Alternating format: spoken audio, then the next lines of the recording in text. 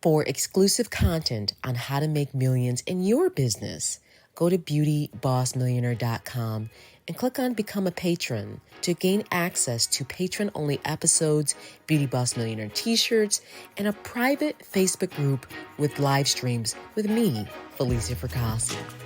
Welcome back to the Beauty Boss Millionaire podcast with daily on-the-go episodes packed with testimonies and business tips to help you create financial freedom through entrepreneurship.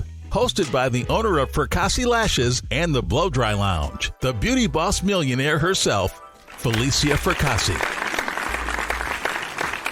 Welcome back to Beauty Boss Millionaire.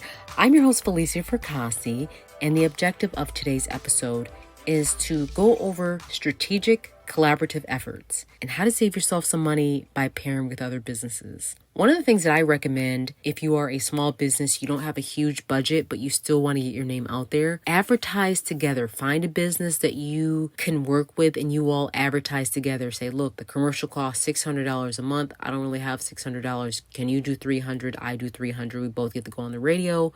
Boom. That's how you do it. And that saves you some money. Also, you can share your marketing efforts. Say if you're, for example, you're putting out a flyer in the area. On one side of the flyer can go your business. On the other side of the flyer needs to be their business. And you guys can save costs and split everything down the middle. This requires a meeting beforehand. Obviously, this would require you guys discussing details. Both you all, agreeing, maybe making up a little contract between the two of you all. Just so things can go smooth. Most people are integral and they'll do the right thing, but still it needs to be written in stone.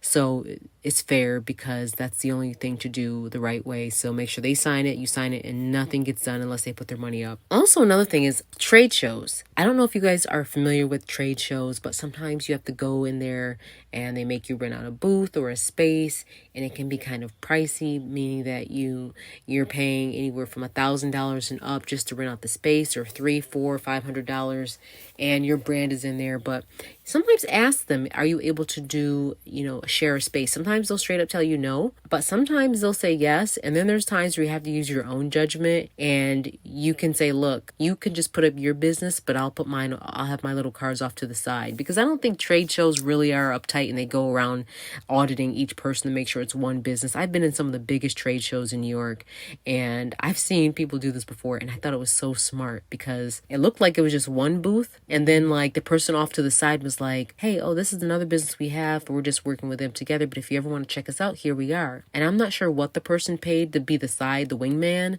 but it still was effective. I still was able to get the information, and I respected them for even trying to still be there. And I ended up supporting one of the businesses that were one of those businesses that collaborated with a bigger business, and maybe can split it, 60-40 or 70-30. Shout out to Jair Beads and Bangles. She actually did this with me one year. We were at an Oscars party where there was like a gifting suite, and she gave me some beautiful bracelets to give out to some of the celebrities, and they loved her items.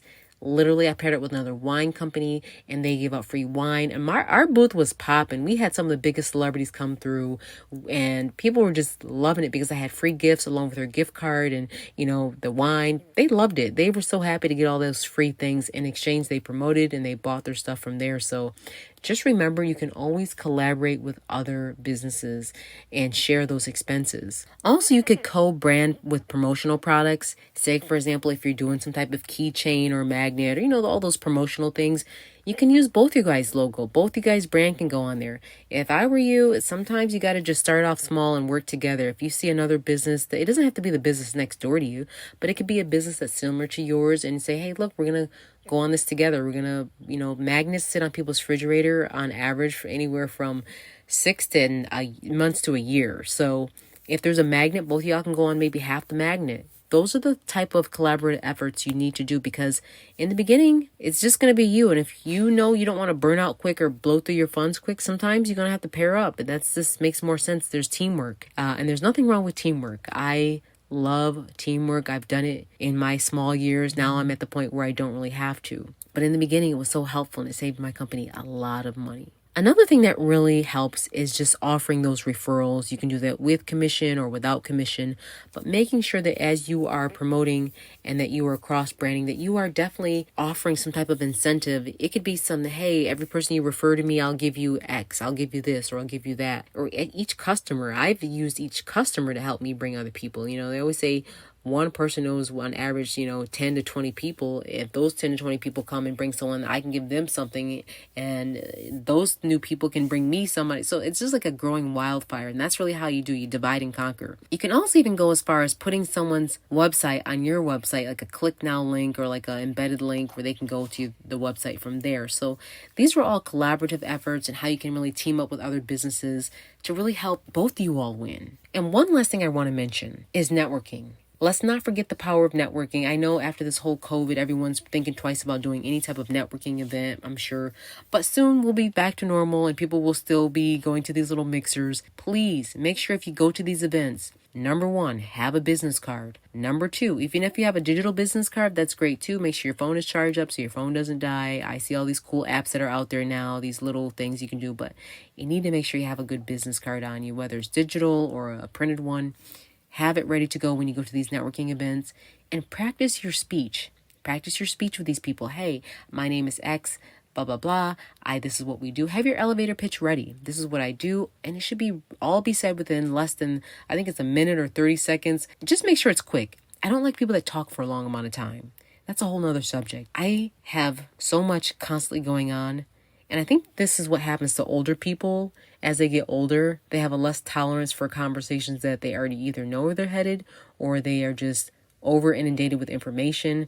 I don't know if it's from me living in New York. I used to just listen to people all day. Now, the minute I see that they have what I call diarrhea of the mouth, where they just talk and talk and talk, my brain can only store so much information. So I've already cut you off in my head after the first minute. I don't mean to do this. Most people that are millionaires don't mean to do this, but our time is valuable. And if you're just talking about stuff that doesn't matter, they're just going to cut you off, and everything you said after that minute is not being listened to. So just remember to be clear, precise, and right to the point with your elevator pitch. And from that networking event, you can sometimes collaborate with the people that you feel would be a good situation. And don't forget to feel up the energy in the room. If you feel someone's energy is off, you don't think it's going to be a good idea, don't force it. But if you see someone you connect with instantly, both y'all have good personalities, very upbeat and cheery, y'all hit it off from the jump, those are the ones that you want to reach out to and collaborate from there and work together and really, really do it. Don't just be one of those people that are doing all this talking, oh, let's collaborate, but you never do. Actually follow up, take the time out, type up a proposal,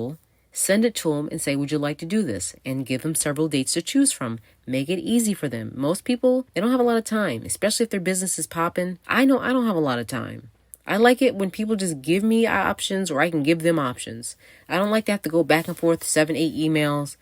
Try to make everything clear in one email. Because once you do these networking events, you've only got one shot to really get them to spend their energy and time to come out again, especially how it is in New York. People don't really network like that.